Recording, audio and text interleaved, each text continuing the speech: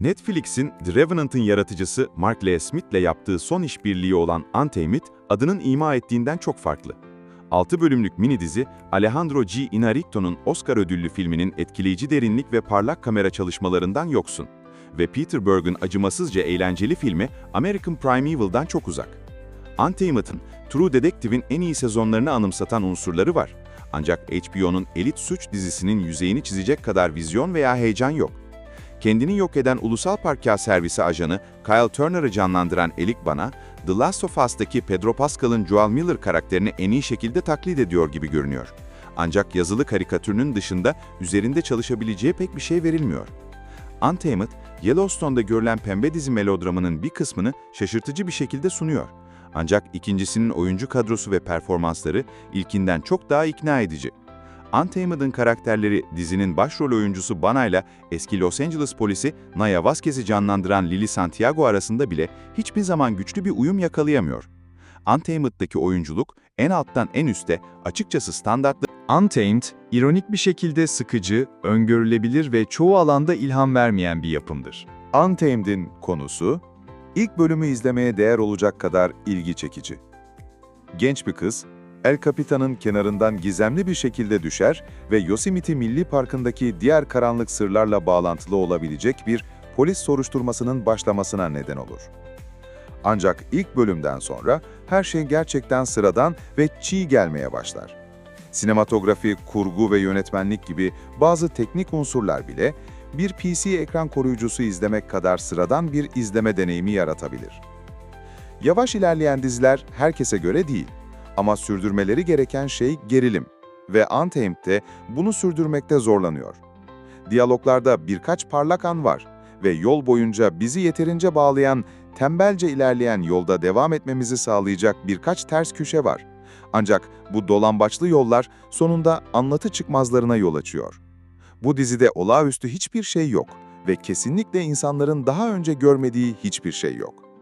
Untamed'in nabzı o kadar zayıf ki sürekli kontrol etmek bir yük haline geliyor.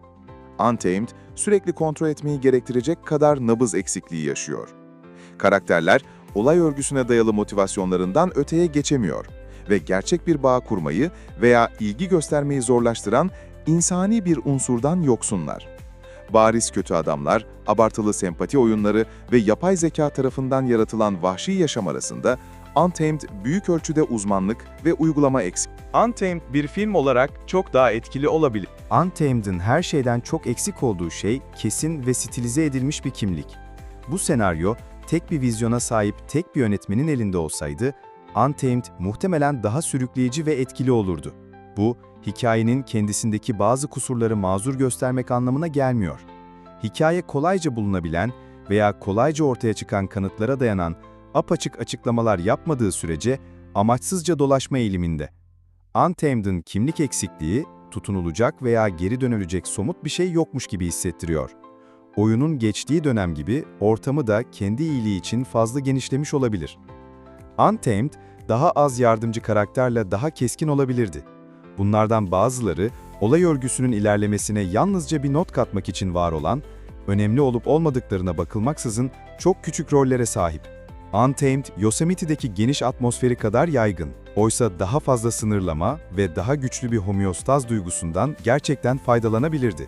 Buna karşılık, Netflix'in yakın zamanda ikinci sezon için yenilediği Ransom Canyon gibi bir dizi, güçlü bir topluluk duygusu ve baştan itibaren bir ton oluştururken, Untamed, büyük ölçüde dağınık bir şekilde yayılmış bir dizi haydut ajanını konu alıyor. Untamed'ın kimlik eksikliği, tutunulacak veya geri dönülecek somut bir şey yokmuş gibi hissettiriyor. Tıpkı yayınlandığı zaman gibi, kurgusu da kendi iyiliği için fazla geniş olabilir. Untamed'ın daha güçlü bir versiyonu, Yosemite ortamının doğasını daha iyi kullanır ve American Primeval ve The Revenant'ın başarıyla yaptığı gibi, vahşi doğanın içsel tehlikelerini daha iyi canlandırırdı. Mevcut haliyle, Netflix dizisi ton olarak etkisiz, görsel olarak ilgi çekici değil ve anlatısal olarak izleyicileri ıssız bir yere sürüklüyor. Ne yazık ki Untamed, Smith'in daha eğlenceli projeleriyle karşılaştırıldığında yetersiz kalıyor ve hikayelerinin kalitesinin vizyoner bir yönetmene bağlı olabileceğini